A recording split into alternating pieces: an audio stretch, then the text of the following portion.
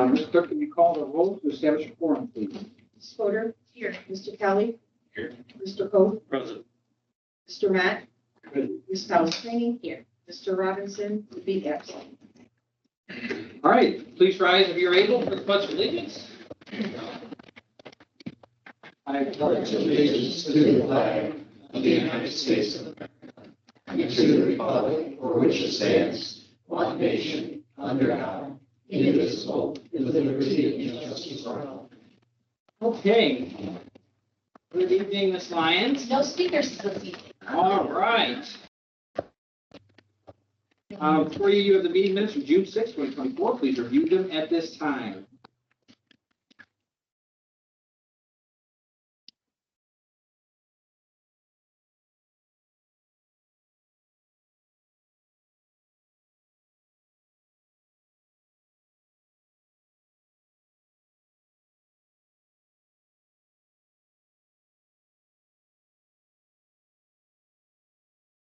Is there any changes to the minutes? No.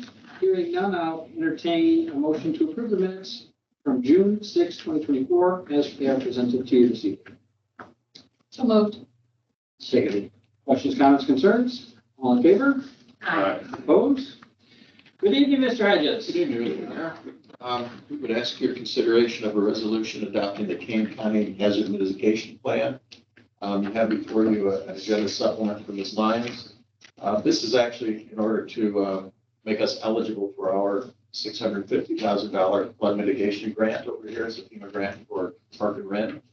And it turns out that in order for us to get that grant, the county has to have an active in-place mitigation plan, and they did not. Their plan had expired in 2015.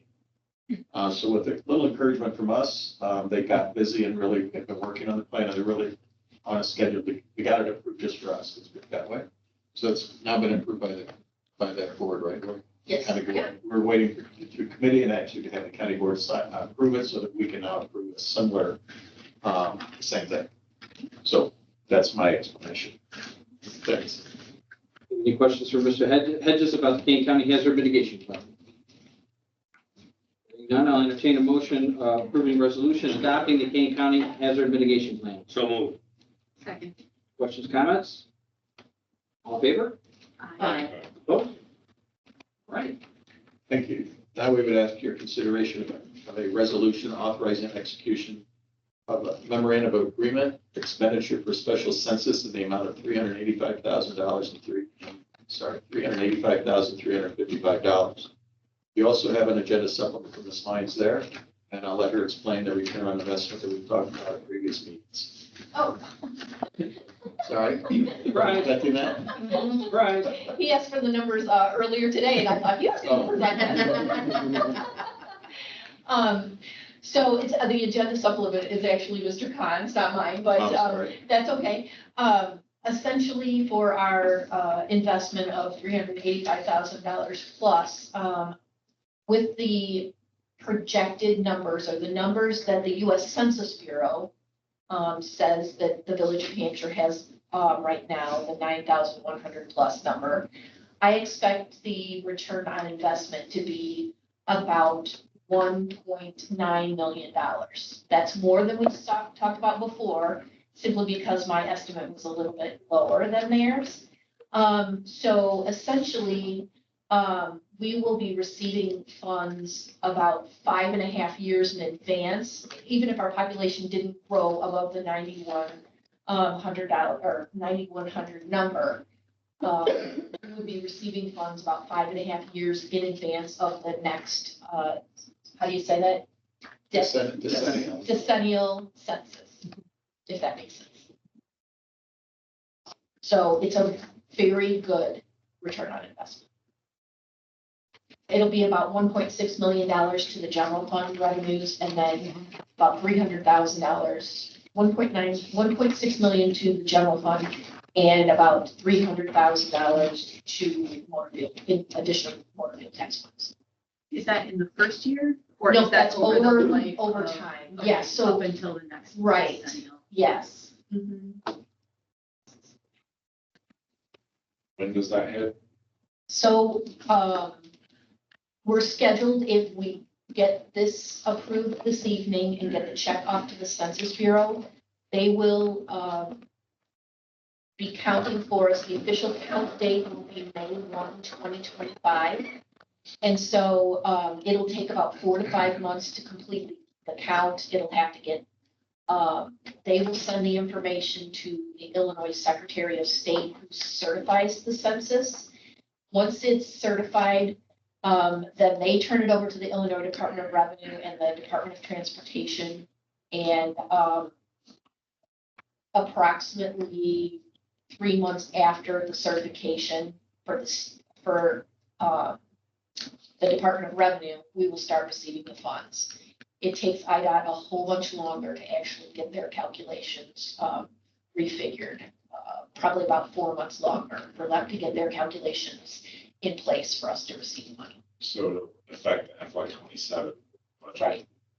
And that's these 3 years in between that, the next census. So it's about 630,000 a year. We're gonna get additional from them. So To no, meet your 1.9. no, so the 2030 census will, the census date will be April 1, 2030. And then, because they're counting the whole United States, it takes them over a year to get it all counted and sent to the Secretary of State. So we'll actually go a little bit farther than just 2030 before we start receiving money, if you understand what I'm saying, for the additional amount. So I factored that in as well. I But looked back. within the first year of receiving funds, it should pay back whatever it costs. It should. Will those funds go back to the beginning of that census taking? No. No, it'll be after it's certified and goes through. Yes, yeah. So if you recall, the 2020 census was during a very bad time for all of us. And it took the Census Bureau a lot longer to count. And so, we all had factored in when we thought we would be receiving the money for that year's budget. And unfortunately, it was about 6 months behind. The Village of Hampshire was very conservative in when we thought we would receive the money, so we were totally fine. But yeah, it took longer. So there's never any type of retro pay for those types of things because they've already distributed those funds to the other people that are getting less of a share. So yeah, no taking back. Although they have taken back from us a couple times. It's just surprising that IDOT takes so long. Really? No. Maybe our senators or representatives can help spur that along a little bit. So when we get to that point, I encourage call to them to see if they can help. Okay, by making phone calls over there. Couldn't hurt. Any other questions about the special census? I have a couple of questions. So looking at the agreement itself, on, I guess it would be page 14 of our packet, page 1 of it.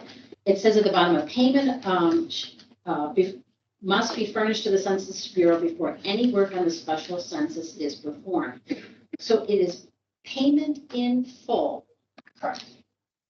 That just seems so wrong on so many different levels. It's the federal government. It's the federal government, so they require it paid in full, and they could still wait a year before they actually start.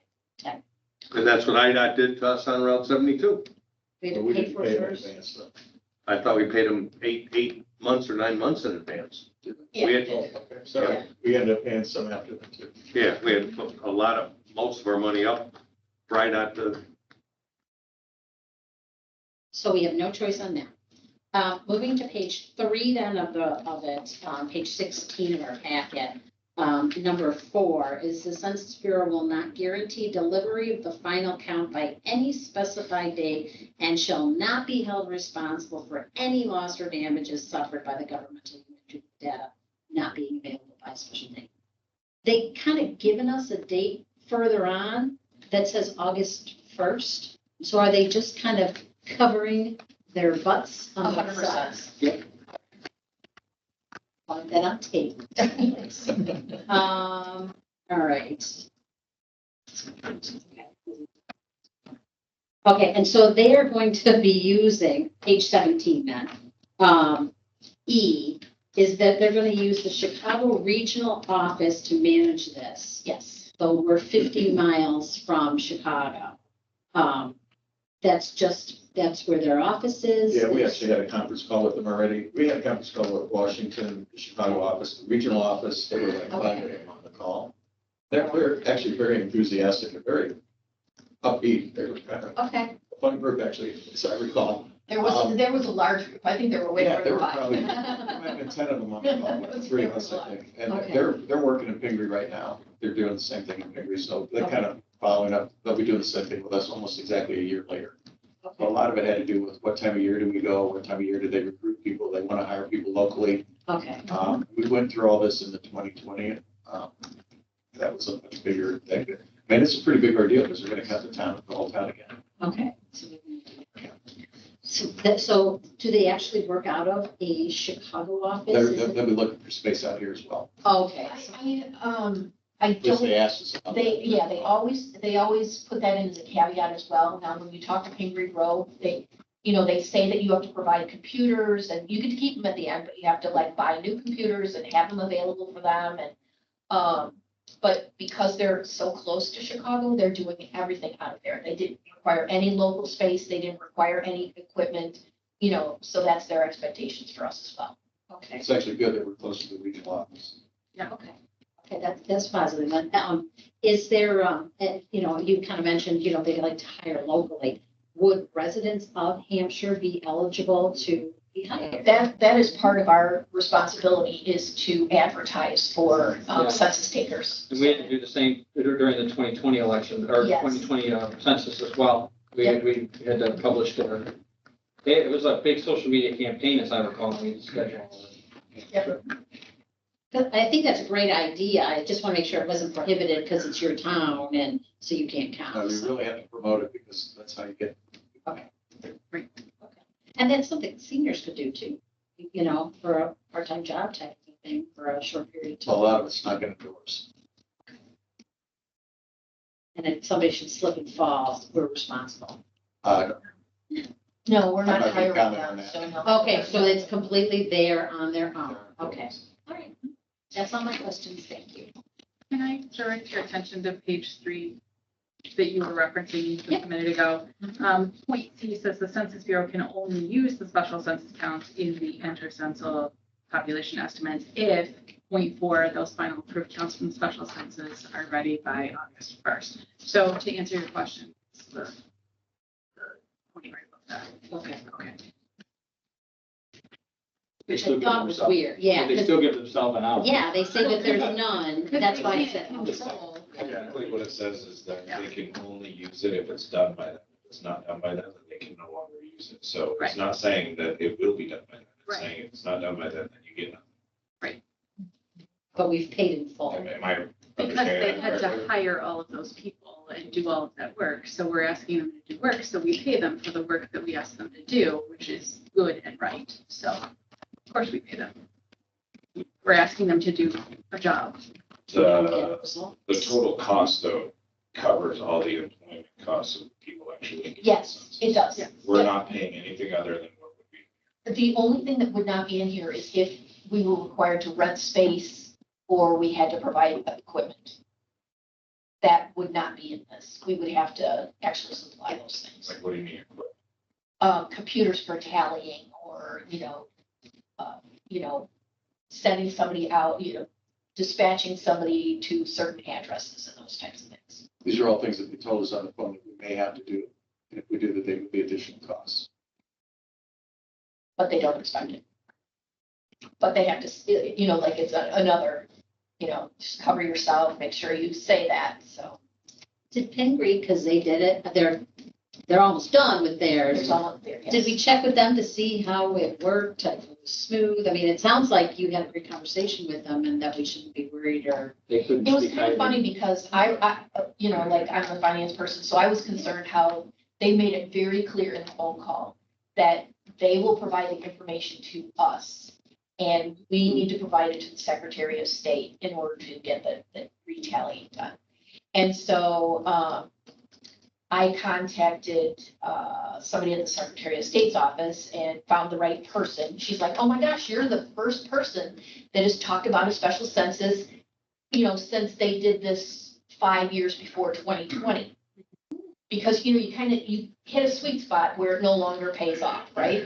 So she has not talked to anybody for, about a special census for a really long time. And I'm like, you haven't talked to Pingree Grove, or you haven't talked to Warrenville, and there are other people that are doing special censuses. And she's like, I haven't heard from nobody. And I said, well, and the reason why I'm calling is my concern is they say, if you look at the Department of Revenue's website, it's clear that the Census Bureau must turn it over to the Secretary of State. Yet in our phone call, it was very clear to me that they were turning it over to us. And, the Secretary of State doesn't want us to manipulate data, of course. So, I was concerned. So we're still trying to figure it out. So Pingree Grove, I asked them, haven't you contacted them to figure this, how you're going to get the information to them?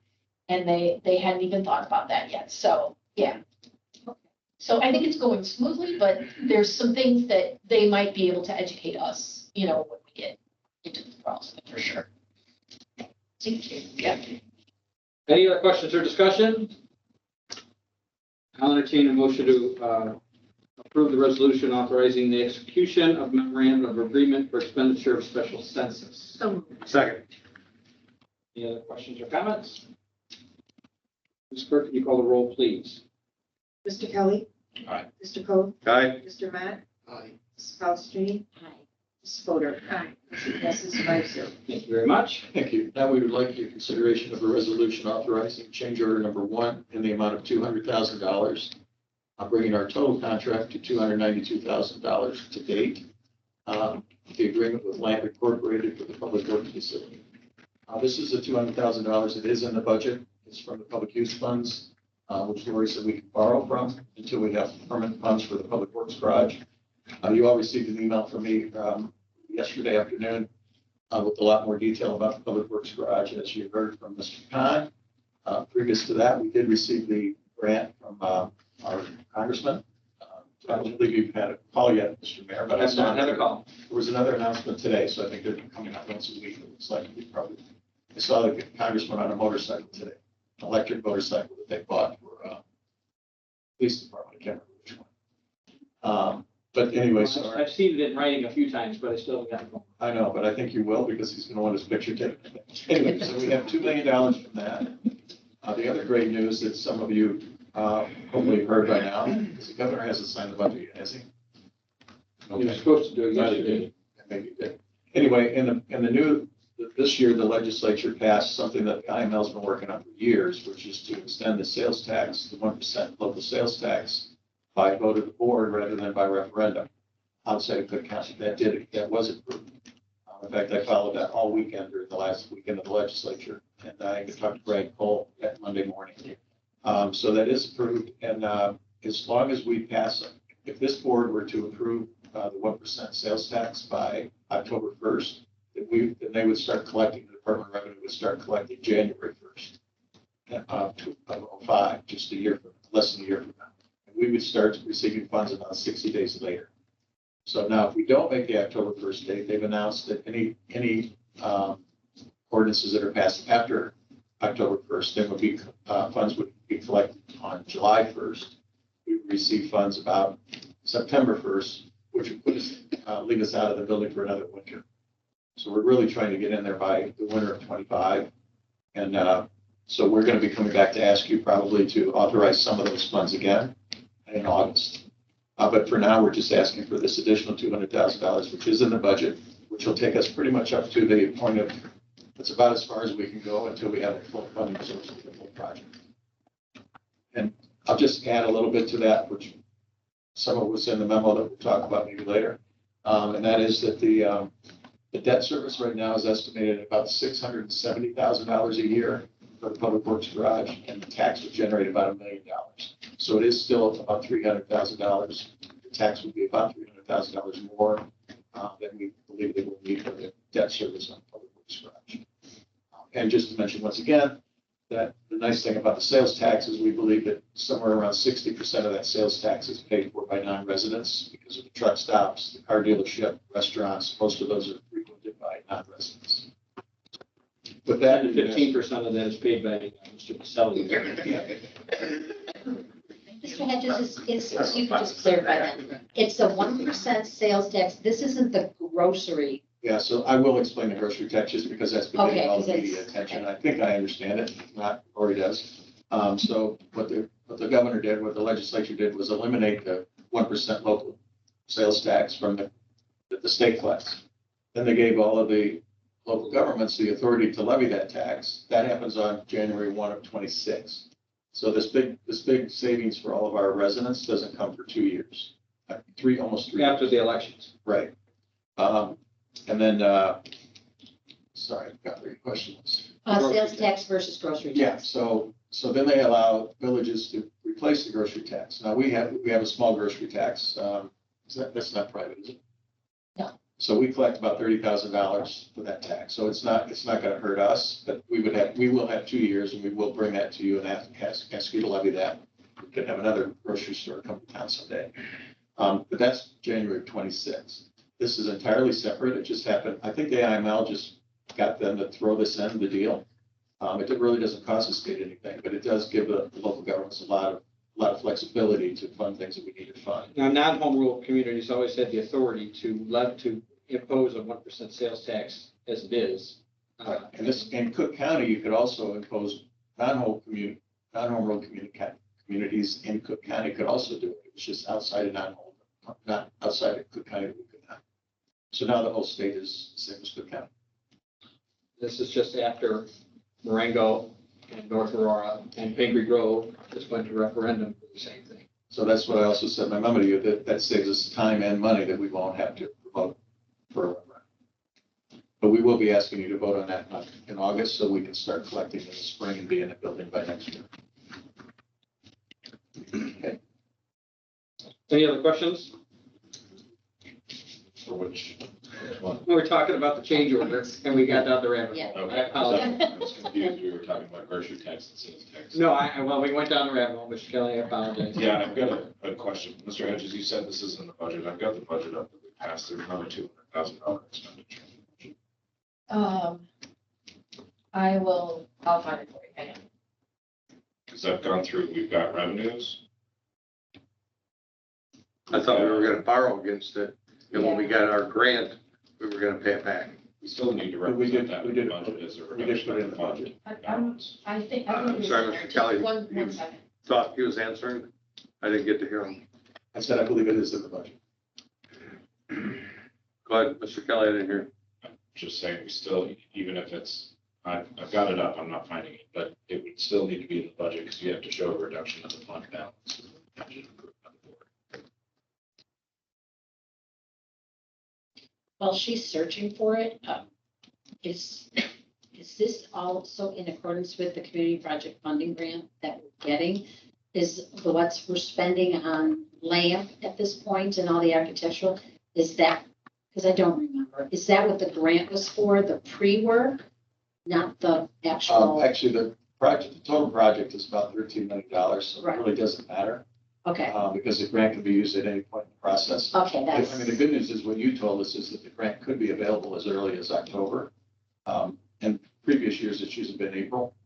So if it does come in as early as October, then that would help us with our cash flow. and I think it'll start in October is when the new budget comes in and then they can, it's appropriated at that point. Right. So, but it'll still probably be a couple of months getting it ready, going through the Right. rabbit holes you have to do there, but yes, it will start the process.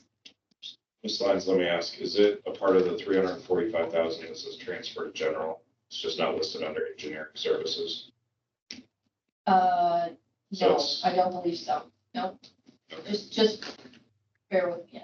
Start from here.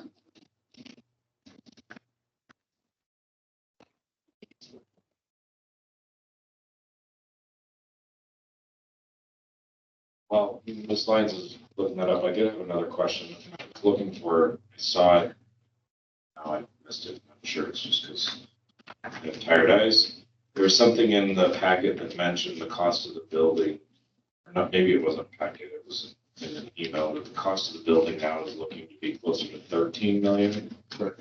Originally it was 11, now it's up to 13. What's the reason for the increased cost? I can provide you with a lot more detail about that. I don't have it with me right now. But essentially, we cut several things out to get down to the $10 million number. There were furnishings inside the building. There was a salt dome that was about $300,000. A lot of things the last meeting we had was before we had a funding source, before the legislature passed the 1% tax. Allows you to do that. So we were really trying to cut back and do the best we can on the smallest dollar amount. In fact, we were considering only building 80% of the building and adding more to it later. So that kept the number down to about 10 million. But when we put all those things back in, the number went up to almost 13 million. And the cost of, just everything continues to go up.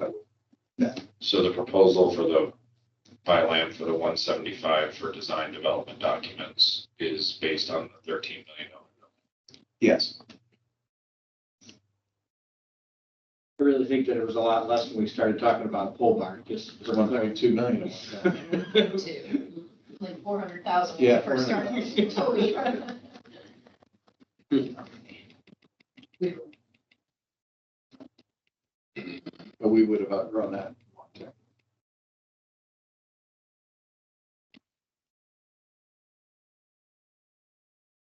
So is that I have a $200,000 expenditure in the debt services for buildings and structures. Is that what we're looking for, Ms. Lyons? In the fiscal 20, we didn't have any expenditure for building and structures for 200,000. Account number 010030549992. Sorry. We like to challenge. Well, and I apologize. I would have sent this beforehand, but I didn't realize that this was part of, or didn't read close enough to the public use. And I looked at the public use fund 06. I didn't see that expenditure. Yeah, I have it under capital outlay. that's the one. Under public use fund. No, it's under debt services and capital outlay. It's in the actual budget on page 10 of 48 of the budget packet. So it's not coming out of the public use fund. It's a transfer. It is a transfer, however, it's budgeted in the general fund as a capital expenditure because that will be, what do I want to call that? Like a construction in progress, right? We will eventually capitalize that, so that's why it's included in the capital. Okay, so out of the 345 that's transferred into the general fund, 200 of that is earmarked for this, and then 145 for, I know we added more out of public use for things like machinery and Correct. getting something, capital projects Yeah, done let that me- we weren't gonna do. Just want to make sure.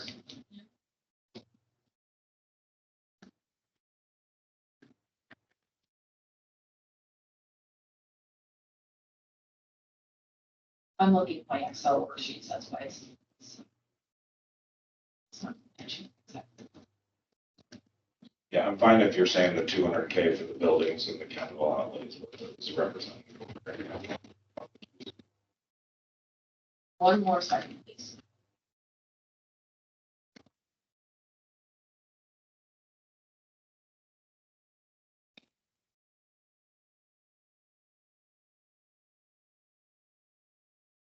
Judges, would this be the last for LAMP that we would need to approve funding for? This gives everything they need. No, actually, as I said earlier, the next step would be, we'll be asking you to approve $500,000 be the next step. That's when we actually start working on the ground.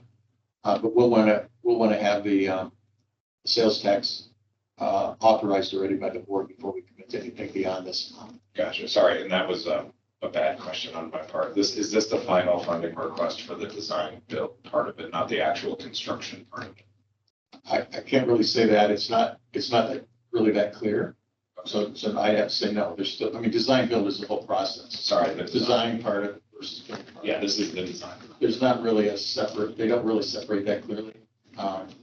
Because it's one contract. It's subbed out to to include, I think, so it's really a contract. But it's, most of the design work is behind us, but some of the documentation still has to be created before they can build. So a lot of that documentation drawings and also has to be. So that's kind of soft. And then we'll incur charges by EEI to review all of these. Not construction drawings. That'll go through safe bill, or not safe bill. No, this is being built by land construction to our specifications. It's a construction project, not a public project. Okay, so our engineers don't. No, they're not. They will be to the extent that they're, the building is sited properly. And then all the water mains and everything are right. So it's not an engineering project. And we will, of course, meet all of our codes. And Probably yes. won't charge ourselves fees. Okay. Probably won't charge ourselves building fees, building permits. The 200,000 is part Part of that three. Yes, of the three. Okay, thank you. Thank you, Mr. Mayor. Any other questions? I will entertain a motion approving the resolution authorizing change order number 1 with land. So moved. Second. Any other questions or comments? Ms. Clerk, can you call roll, please? Mr. Coe? Aye. Mr. Matt? Aye. Ms. Palastrellini? Ms. Fodor? Aye. Mr. Kelly? No. Motion passes 4-0. Mr. Mayor, at this point, I will just introduce briefly the topic that we've talked about a couple of times, several times at this meeting now. And Mr. Viselli is going to talk in detail about a memorandum that you distributed your memorandum today. As you all recall, we did have to stop regulating our solicitors. And this board wanted us to continue to look for ways that we could make our residents feel safe at least and not bothered. So with that, Mr. Viselli has tried to construct something to give us some options. There aren't a lot of options, frankly. And one consideration may be that we don't do anything. I just want to say that out loud before Jim goes ahead and makes his starts. Jim? Thank you, sir. So before you, there's a memorandum that I will not ask you to read now, but please take it home. As most legal memorandum, it's some thrilling stuff, and it's a pretty detailed memorandum for a relatively short, but it provides a summary of laws pertaining to the registration and licensing of solicitors and related actors within the village of Hampshire, Illinois. There's a focus on the relative regulations and implications. So I'm going to essentially, as all lawyers do, give you a brief summary of the memorandum and then summarize my summary. That's honestly how we're trained in law school. So essentially, First Amendment issue, let's knock out the easy stuff first. The religious or political solicitors and charities related thereof. The registration and licensing requirements for those solicitors are deemed unconstitutional as they violate free speech rights. That's from the Watchtower Bible and Watchtower Bible Society of New York versus Stratton. The village can only regulate. Now, so let's talk about, and one of the trustees asked me to get into this a little bit, but let's talk about village regulating businesses empowered by the state legislature. So in the municipal code, the village may regulate hawkers, peddlers, and transient vendors. The definitions are, and I was asked to explain this, hawkers, a trader selling goods door to door, peddlers, an itinerant trader selling small wares, and transient merchants, a trader temporarily engaged in retail sales without a permanent base. The act excludes certain licensed business professions or persons. Just from the names alone, you can tell how old this statute is. Not a lot of people refer to hawkers or peddlers these days. Probably hentai, back when it was 10 here. So there are a number of court cases that address this. There's a Watsika case and an Olympia Fields case. And in those, there are 25 different municipalities that had their ordinances deemed unconstitutional because of time restrictions. So you would think that you want to regulate this by time, but courts, in their infinite wisdom, have decided to say that time regulations are arbitrary because it could be no more or less, and I'm just going to use some hypothetical here, more or less promoting criminal activity if it's at 7 o'clock or 9 o'clock. So you really need to stay away from time as a regulatory hold on this, especially now there's a body of case law on this.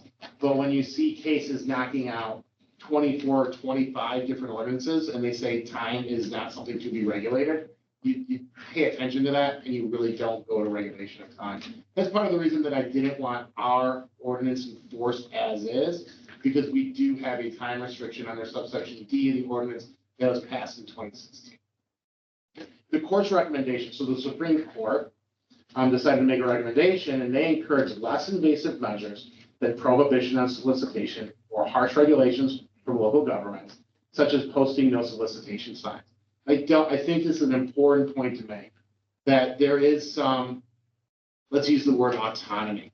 While we can pass regulations and we can work with this, that the Supreme Court has said probably the best way to handle this is to put up a no solicitation and trespassing sign, because that is the person's autonomous action.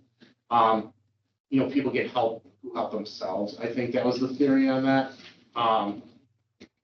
But I just want to point that out because it is something that I think bears mentioning. Fingerprints and background checks. Now, obviously, fingerprinting is a little bit of a newer type thing than when we refer to people as hawkers and peddlers. And the Seventh Circuit has permitted it, provided it complies with both state and federal laws and the Fair Credit Reporting Act. There are liabilities issues with using criminal history. So the state of Illinois has now, let's say, limited what you can use criminal history and background for in certain instances. Essentially what you would, let's say, what you would think common sense would allow for, the state of Illinois is going to deviate from that. And so we need to be very careful if that is the path we do choose to go down. And with compliance with the Biometric Information Privacy Act is recommended, if not required. With that being the case, so we do have somewhat of an action plan, and this is just the start of this process, and I know you're all thrilled for that, but it is, in summary, I have already asked the police chief, who had said that he and I can meet on, I believe, the 27th, which is a week from today, and we'll go through to be able to give me parameters of what he's looking for, and then I will provide him with legal guidance, and we'll come back with a template ordinance later on in the summer.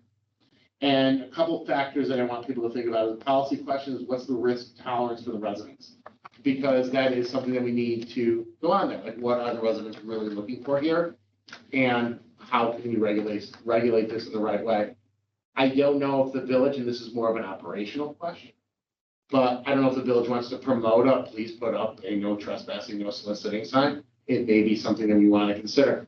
That's something that we'll talk about from a policy perspective as we introduce an ordinance for us to discuss.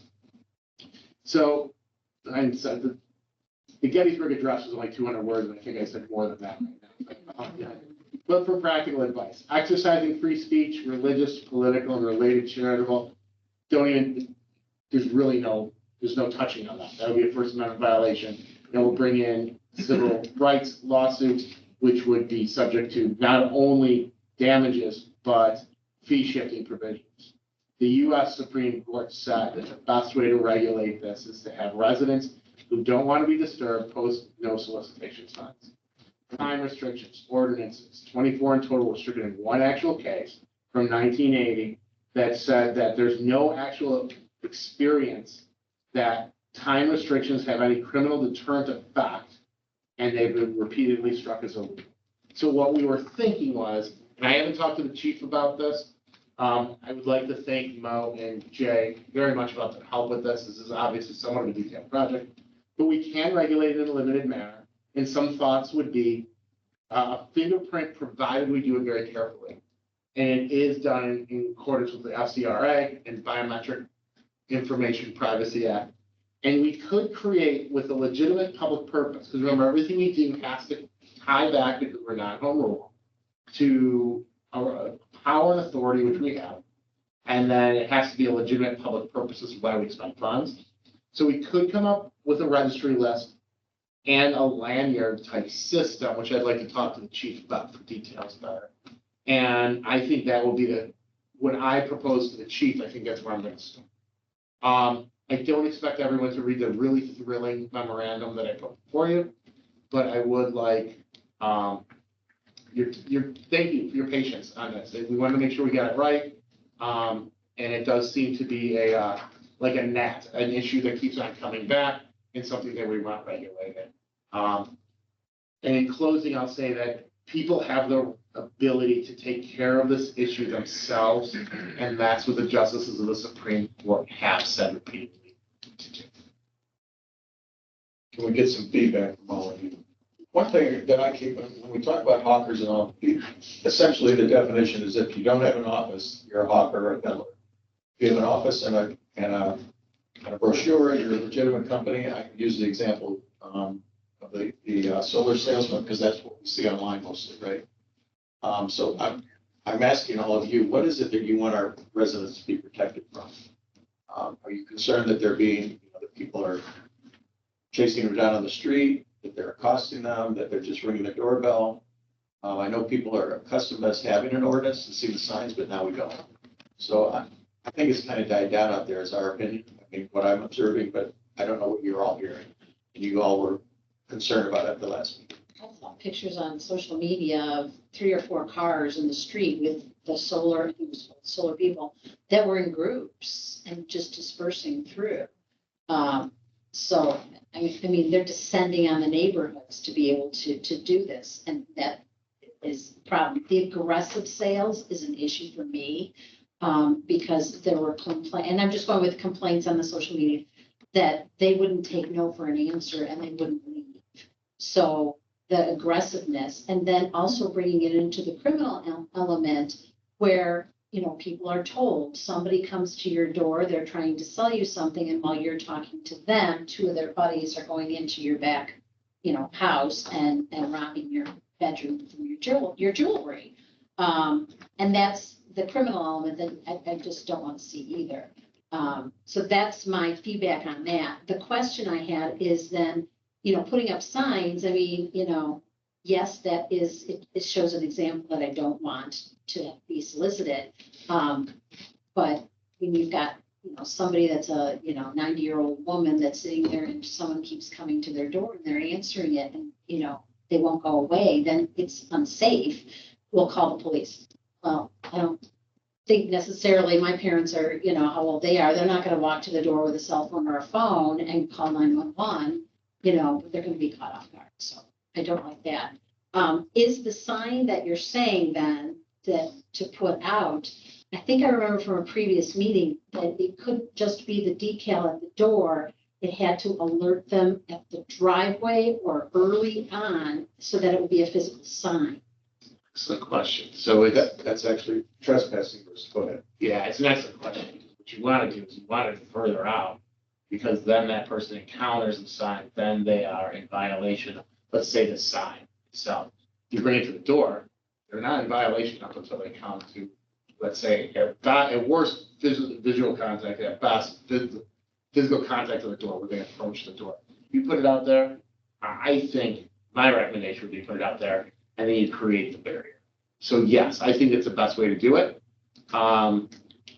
And I agree with you about it's not, and I want you to think that I'm saying that the only thing we can do is tell people to put up signs. I'm just saying that a quick fix to this, and I don't know how else to put it, but the lowest common denominator fixes, put up your signs, because then he gets a call, and then, of course, there's more, maybe, we're more worried about violent crimes and stuff like that, but he gets a call, and then it's completely in the criminal milieu, and that's it. It's done. We leave the whole milieu of First Amendment. Is this right? Is this wrong? And it's, nope, you're violating the law. That's it. We're done. And it would be a lot of times in my other communities when 1 or 2 people receive arrests for it. Even in the state of Illinois and our system under the Safety Act, the word gets out. People know, and then they go. So Thank you. I've lived here since '01, and I lived here in a time when there wasn't an ordinance, and then in 2016, we passed the ordinance. And I gotta tell you, we're still fairly bothered by people coming in, college kids being dropped off in that, and then they'd say that they had permits, which they didn't, or they'd show that they had permits from other towns, which weren't ours. And I wouldn't tell them that I was the mayor, but they'd go, oh, I got a permit from Village Hall, all right? Oh, I got a county permit. I'm allowed to do this because I got a county permit. Or some kids would just say, oh, I had no idea. But at the end of the day, they still come. And so in light of all of this, I went out and I bought a sign, and I bought a more decorative one because, we live on Pinterest in my house. And then I made a nice print, and then, I wouldn't have said that. I put a little bracket on the house and it looks fairly nice, but, I'll be honest with you, I understand where you're coming from with the 90-year-old woman. Yeah. My mom doesn't answer the door and she's nowhere near 90. She won't, because if somebody's coming over to her house and as an example, like if I'm coming over to her house and I ring the doorbell and she doesn't answer, I'm gonna call her. But she knows already at her age, she's not gonna stop somebody from knocking her down. And the point of somebody coming around back and taking your jewelry and stuff, that happened to my grandparents on Kimball in Chicago. Okay, and that was in the 90s. So I mean, what I understand where we're coming from, but it's what I'm saying is we had a hard time, from my perspective, I'm not a police officer, we had a hard time enforcing the ordinance that we had, and it was a straight no, we're not doing this, period, not allowed, except for religious or political. They always found a way. The Sun Run people or whoever, the magazine people would drive into town, let the college kids out, they disperse, and then the cops would get a hold of them, and then they'd have to wrangle them all up and kick them out of town, even though it was posted everywhere and that kind of stuff. So I don't know what the right answer is, but my fear is lanyard and that kind of stuff, is there's a certain amount of administrative time that has to happen. And the ordinance that we had on the books that didn't require any administration time except for the police enforcing it was still regularly violated. Thank you. Disregarded. So, I mean, I think that there's a lot of avenues for us to educate the public, get the signs, go to the township, work with the senior citizen groups, if that's a concern, publish on social media. Like, you don't want to answer the door, don't answer the door. Doesn't matter, solicitor, your neighbor, or your best friend, don't answer the door. You have to if they keep ringing it over and over The again. hell they do. They got a sign up, if they keep ringing the doorbell, I'm calling the cops. The longer they ring the doorbell, it'll give the cops more time to get there.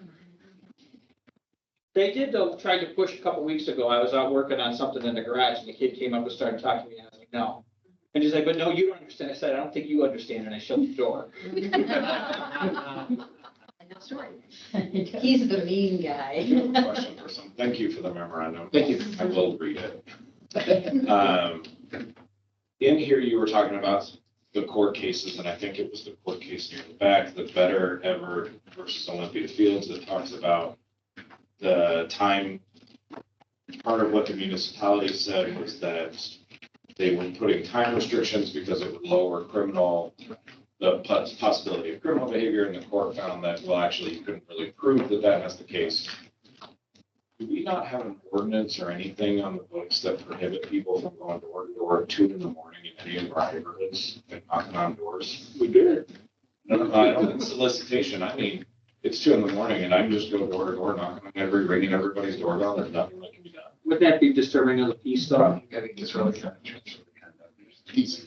How is that? Like, if I'm knocking on, It's not- I just want to it's talk not to you about neighbor's this door. topic today. That'd be some serious reason, right?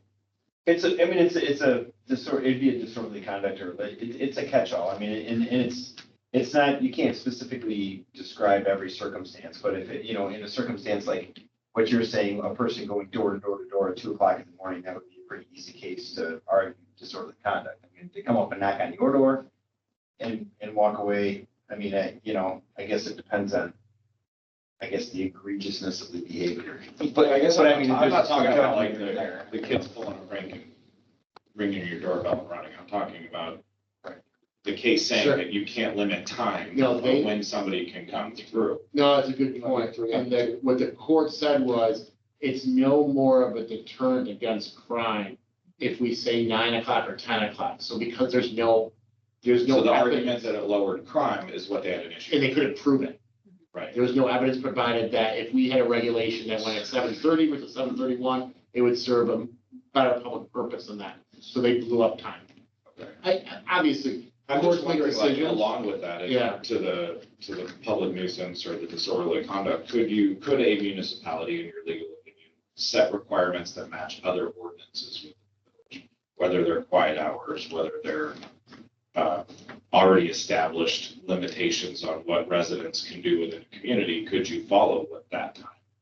word those motions would be, because you're not segregating them to a special situation. It's an interesting argument, and it's one that I would use in litigation. If I had to defend this case and let's say we put time in or whatever, we had to defend this case about it was unreasonable what they were doing or disorderly conduct, would I look to a truancy type ordinance, or not truancy, but when kids stay out too late?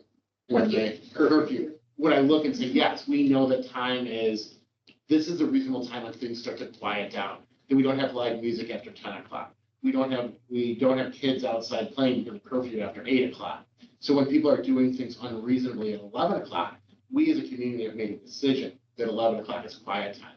Would I use that to buttress an argument? Yes. Am I leery from reading the cases? And are my colleagues leery from reading the cases about putting a time in there? As ridiculous as it sounds, you would think from 3 a.m. to 5 a.m., you can't go unsolicited and try to sell your magazines or escape times. But that's not. Well, and I don't The think, courts are reasonable. let's just be honest, there's nobody going on. But they could.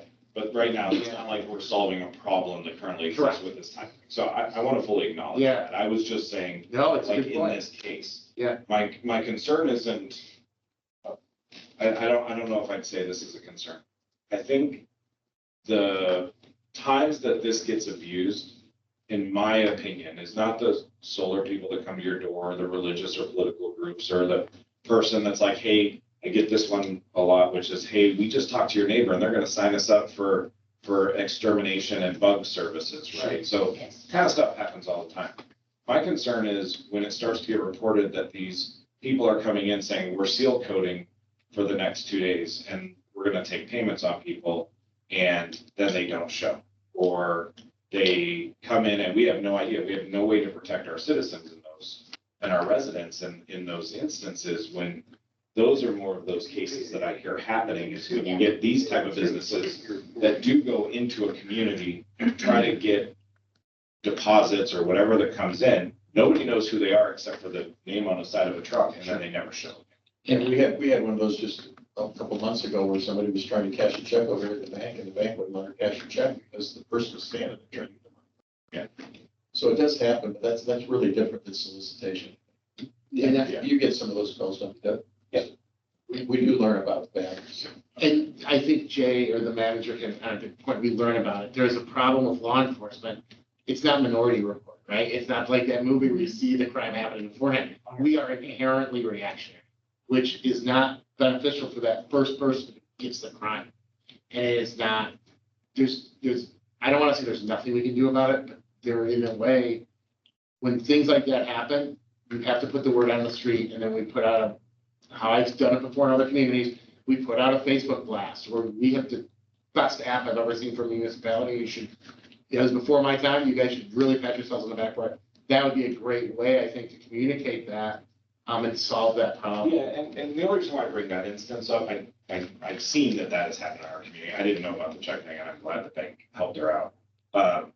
Is that if we did do, and I get the administrative hurdles, if we did do with like the lanyard, the background check, and somebody came to the door, at least as a resident, you can say, oh, they've got something, so at least I know they're on record. Should something happen, the village can track down who these people are.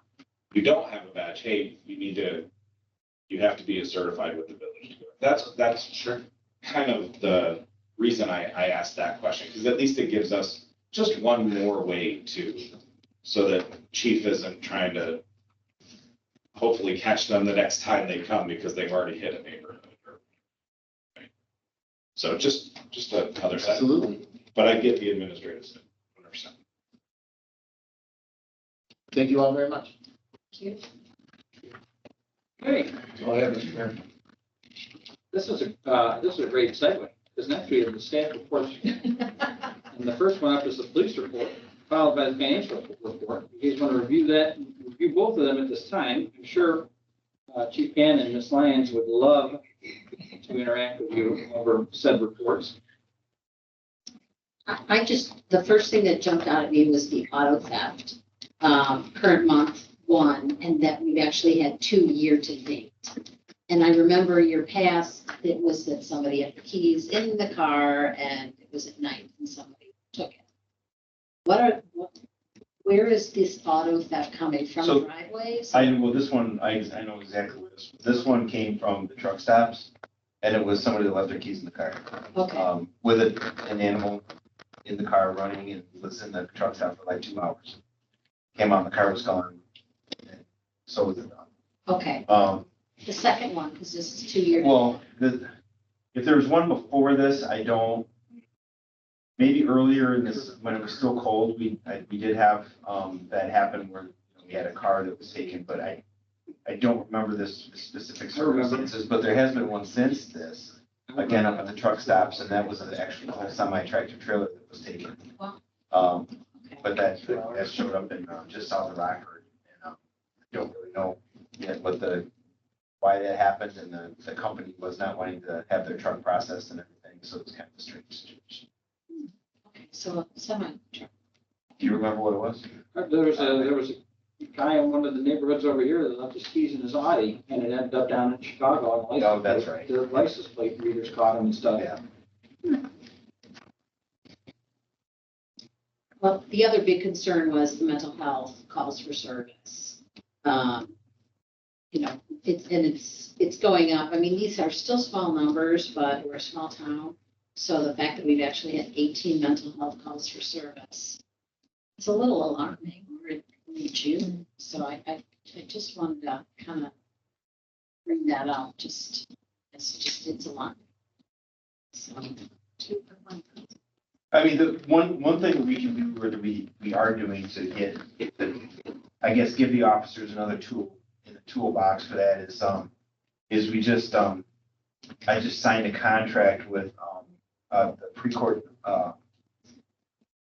they call it something different now. It was pre-arrest diversion in the past. But basically what it is if we have someone that, say we have someone that we catch with a low level, narcotics possession or something like that, the officers can, in lieu of arrests, they can contact the social service agency that's operating on a grant through King County. And they'll come out and, if it's, when they're working, they'll actually come out and meet with that person right then and there. And if it's a pre-arrest situation where we have this person in possession of a narcotic, we can actually hold that case in lieu of them seeking help. And if they, fail to follow through, then we can go ahead and charge that case at a later date. I would encourage that if it's a low level offense, so because we don't want to have to go back, because a lot of the mental health calls, we're also dealing with substance abuse and other issues. The other thing that we can do with this service is they just have one that's called the community contact, where if the officer encounters that situation, and I can see this up at the truck stop, say we have somebody that's, overnight or homeless up there in a vehicle, that we're trying to figure out how to address, they could actually do a community contact referral to the same agency, and they'll come out there and start trying to offer that person services. Now, there's nothing that says in that case that they have to take the services, but at least we're bringing in someone else other than just us going there and saying, oh, yep, you're clear, you don't have any warrants, and, have a good day. And we leave, and then we get called again, so the idea would be to stop those calls for service and to also, but primarily to help the person, but, selfishly to stop the call for service. We don't want to keep going back and back and back. And it's a waste of resources to keep doing that. So, I just signed that agreement, with them, and they're going to provide some training, for the officers here in the next few weeks, to where we can start doing that. We have some other services available, like a lot of the mental health calls that we have are also related to, I wouldn't say like domestic situations. And we already have services that we call in for that, if possible, to help out. But this pre-arrest diversion is something that's new, at least to our community. Thank you, Chief. And one thing else I'll say about that, I didn't hear what you said, and then I started talking. Collaborative diversion. That's what it is, yes, thank you. Yeah.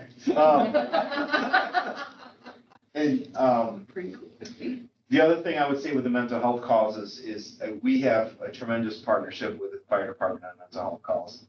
And they'll come out for pretty much any mental health call.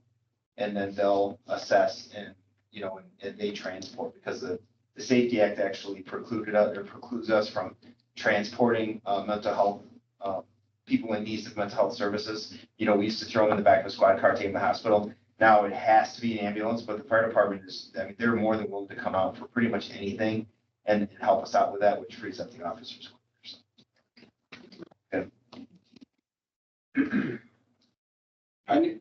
Go ahead. I was just gonna say, Chief, I just want to say, thank you. I think we talked about last meeting, but I know it's in your report again on the cop on top.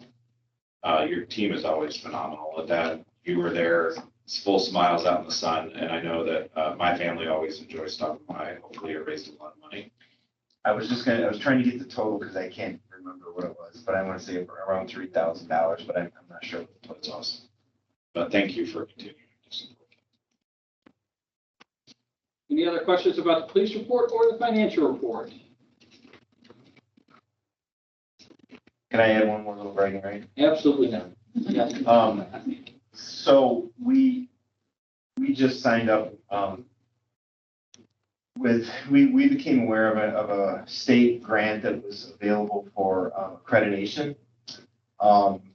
And what this grant does is it gets the process started. It pays for the initial registration for the accreditation process through, it's called iLeap, which is a accreditation organization ran through the Illinois Association of Chiefs of Police.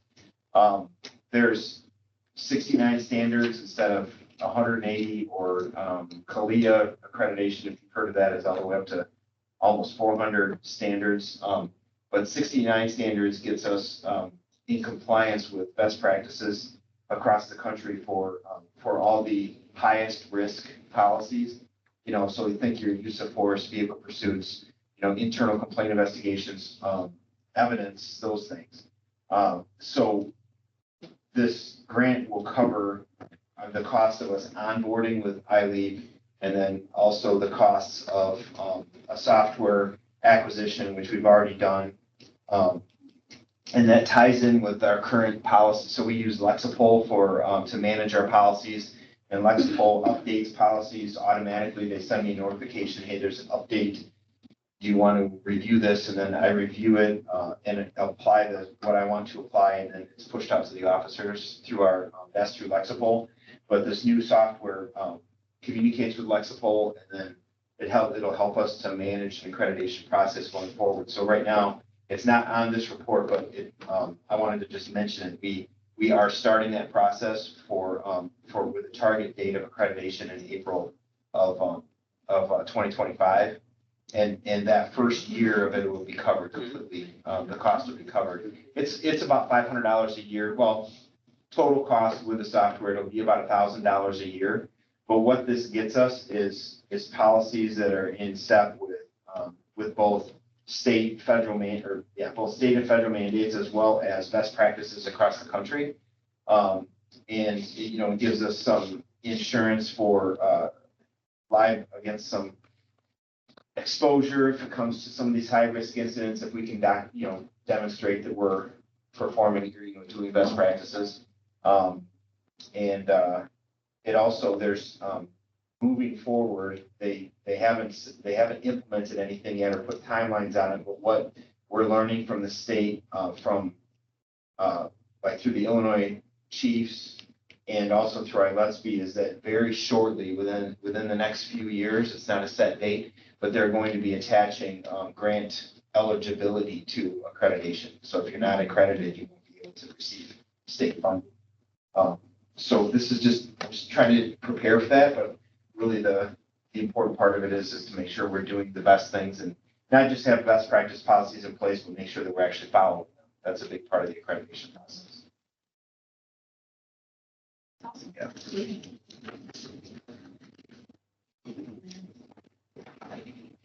Thank you for that. Any other questions?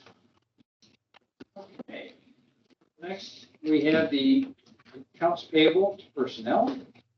$1,037.67. Do you have any questions?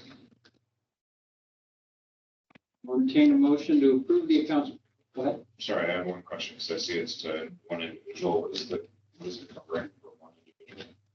It's uniform allowance. Uniform allowance. Okay, thank you. All right. Any other questions? I'll entertain a motion to approve the accounts payable to personnel. So moved. First and second, questions, comments? Ms. Clerk, can you call the roll, please? Mr. Matt. Aye. Ms. Palastrellini. Ms. Fodor. Aye. Mr. Kelly. Aye. Mr. Coe. Aye. Motion passes. Okay, next we have the regular accounts payable, in the amount of $486,580.57. Any questions? I have a question for 7, the illuminite lighting, the streetscape lighting final, and that was 11,190. And then on page 9, there's the March Industry streetscape lighting, and that was 8,357.49. I can explain that. The Okay, first $11,000 that you mentioned is the second half of the installation costs. okay, The $8,000 is the material cost, of a different company. okay. So all total All of it, then, all of it was right around 29,000, 28,000, we had, 30,000 there. But okay, that's what I thought, it was 30 or 35. everything's up now. So everything, it does look very nice. Thank you. But everything's up, then there's nothing else coming, that's the end of the That's bills it. for that. Yeah, the lights are done. Okay. That's And they work. nice. And under budget. And under budget. Yeah. So good. Works well.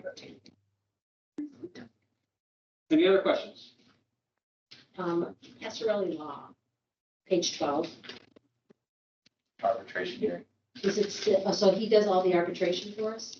That was the complete cost of his services for preparation and actual conducting the arbitration hearing Okay, for one of the cases. okay, that's fine, okay.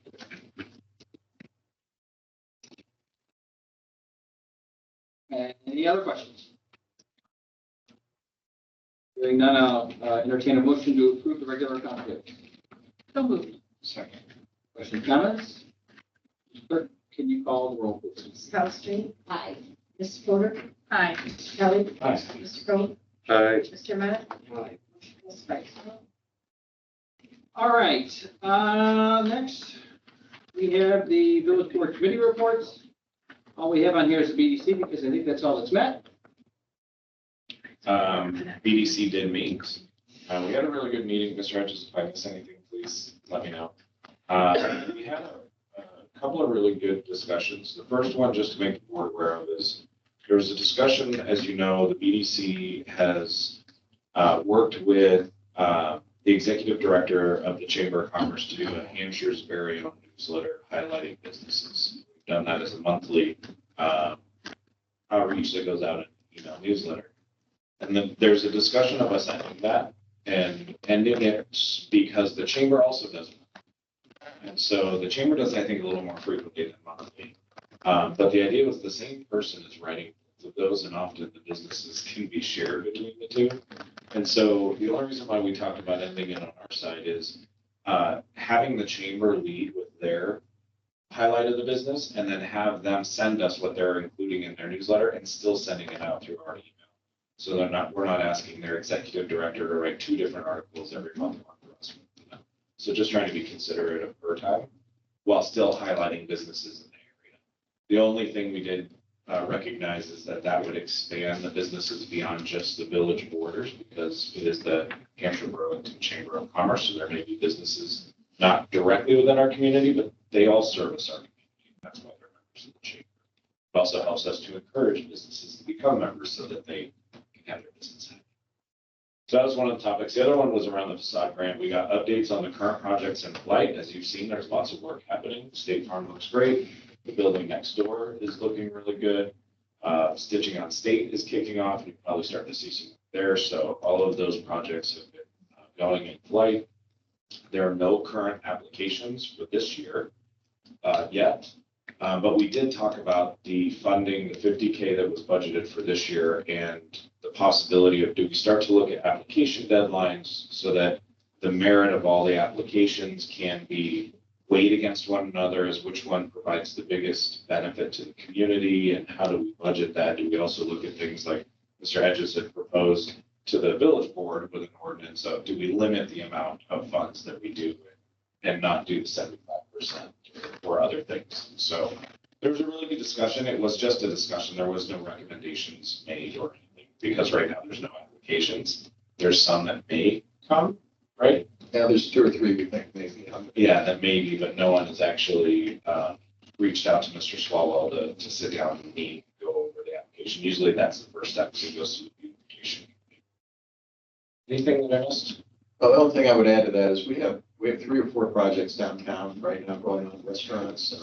Somebody's interested in the demo office up on the creek. One thing I'd like to add is that we have a lot of Hampshire residents now that are opening these businesses, and that's what's different now, I think. 3 of them are all, the last 3 are all Hampshire residents, and they're really, a lot of them are on really low budgets. So actually, the facade grant is, in some cases, they're just talking about painting the exterior, and they don't really have the 25% or 50% for something larger. So I think some of these are going to be some pretty low budget projects, but they're going to be really great local businesses by our, founded by our own residents.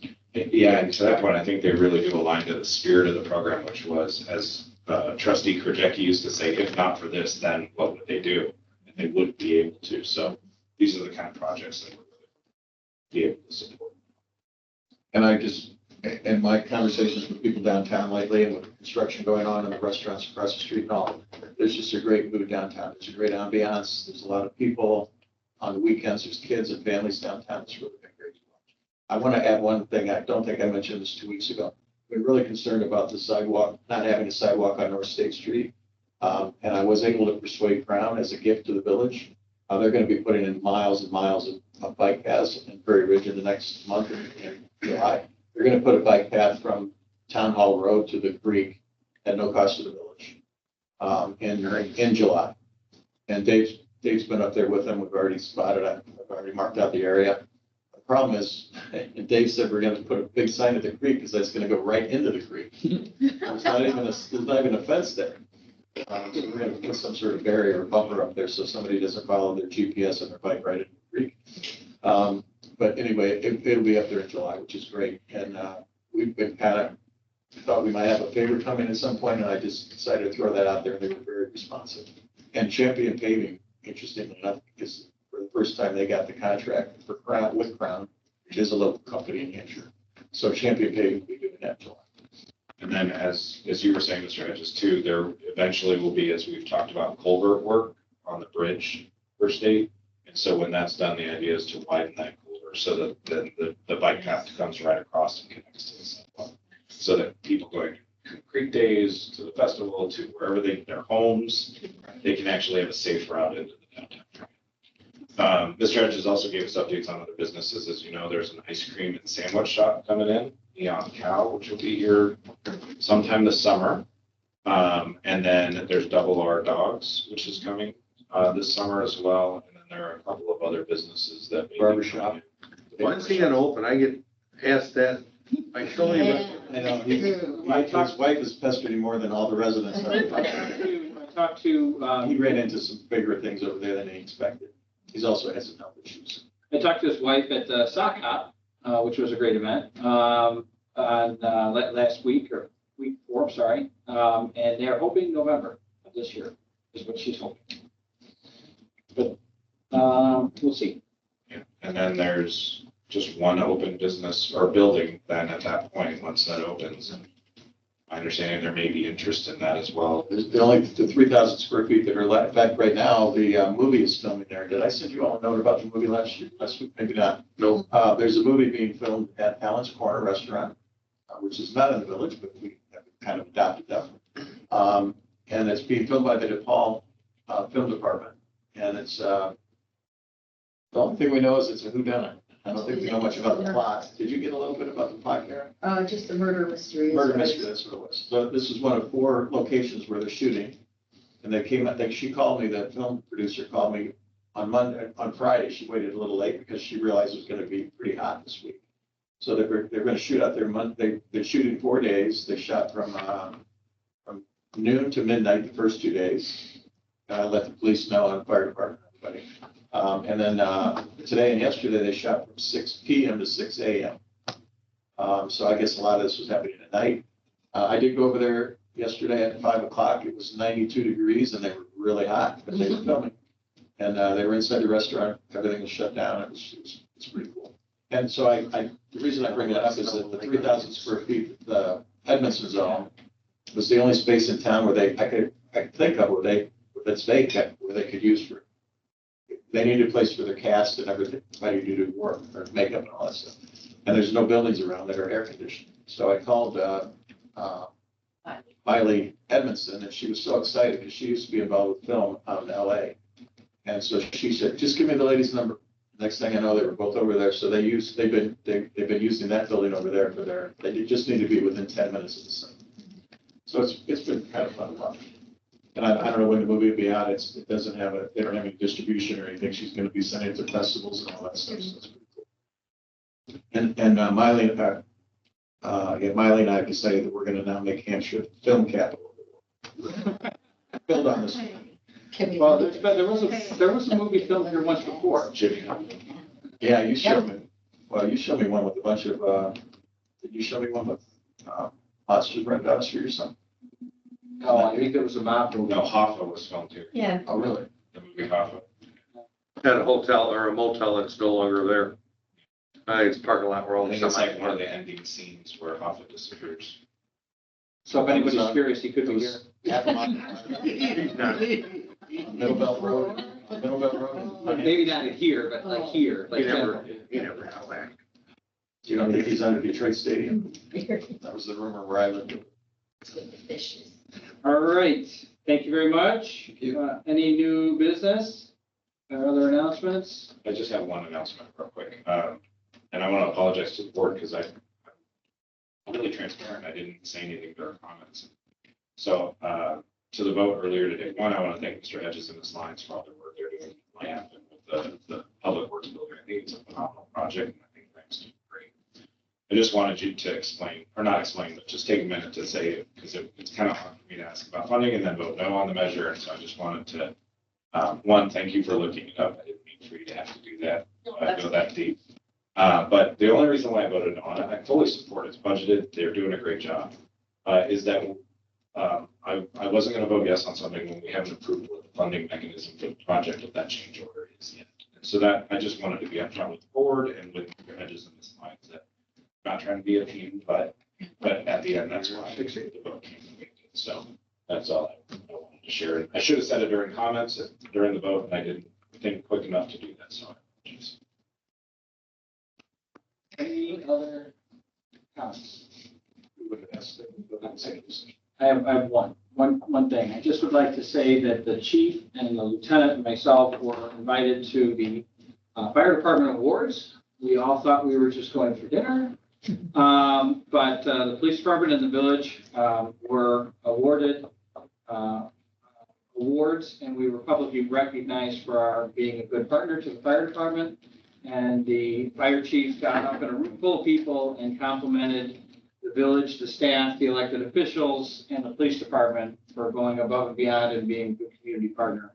And we walked away all kind of in shock because one, we were all at a fireman's dinner, and two, they all said nice stuff about us. So, I mean, it was a really neat thing, and the chief didn't mention it in his report, but they're doing great work over at the police department. The fire department recognizes it. Other community groups recognize it, and Jay and Lori and the staff are doing the public works. Everybody's doing a great job working with everybody, and people are noticing what we're doing, and that's in no small part thanks to you guys. So I appreciate all of your support when it comes to some of the stuff that is a little outside of our scope, but it's the right thing to do for our community. So thank you. For a high five. I entertain a motion to go into executive session 2C6. Regarding with discussion of real estate transactions. Yes. That's Perfect. so Seconded. Question, comments, concerns? All right, we're going to executive. We'll do 5 minutes. We'll clear the room and then we'll go into executive.